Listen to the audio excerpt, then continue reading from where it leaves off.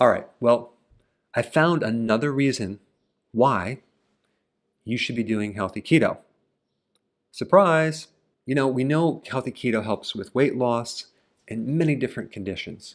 But when you do healthy keto and intermittent fasting, it can greatly help your absorption of nutrients. I mean, the fasting alone is going to decrease the need for the requirements of nutrients. But what about healthy keto? What can that do for your nutrients? One of the biggest things it's going to do, it's going to start correcting insulin resistance. Whether you have diabetes, prediabetes or not, the majority of the population has insulin resistance. And that alone is going to block the absorption of many nutrients, okay? The one I'm going to talk about today is calcium, okay, to show you what's involved in absorbing calcium. It goes way beyond just taking your one-a-day Centrum Silver that a lot of people are taking, or someone who's menopausal who's taking their calcium supplement, which is basically rocks. They're taking like 1.5 grams of calcium per day, thinking that's going to help them with their calcium requirements. So let's kind of go through the list just with calcium. Number one, when you fix insulin resistance, okay, you're going to instantly start helping yourself absorb calcium. All right, number two, when you start to do fasting and stop eating grains, whole grains, and refined carbohydrates, you're going to start to heal the inside of your colon, reducing inflammation. And all of that is going to increase your absorption because malabsorption in your gut is a huge barrier in absorbing many nutrients, zinc and definitely calcium. Now, I've talked a lot about vitamin D in other videos, especially as it relates to calcium. Vitamin D helps a person absorb calcium by 20 times, okay?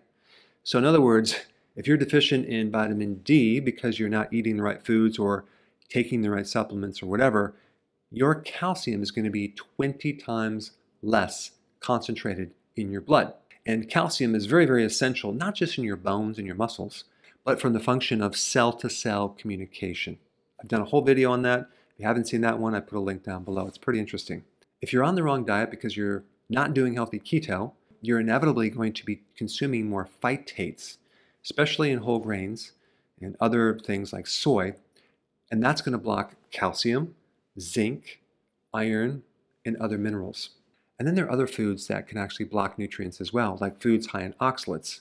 Spinach, chocolate, almonds block calcium. It doesn't help you if they're high in oxalates because that calcium is unavailable to you.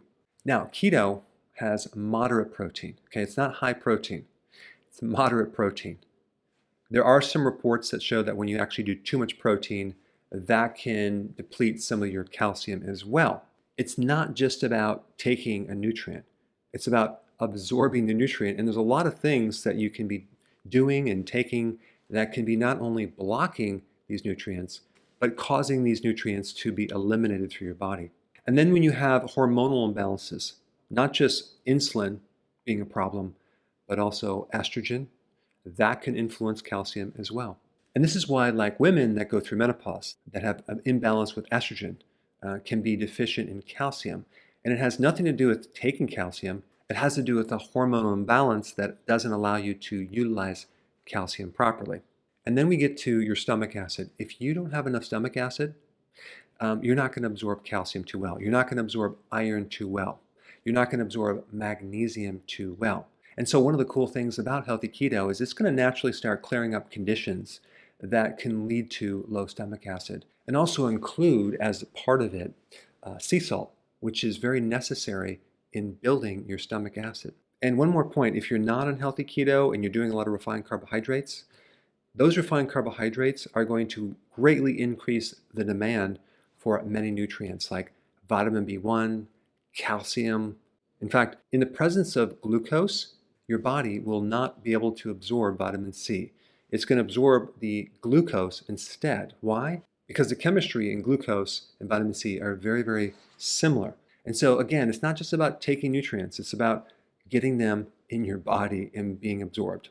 So anyway, if you're new to my channel and you want to know how to do healthy keto with intermittent fasting, hey, before you go, if you're benefiting from any of my content, I would love to hear about your success story. please share it in the link down below.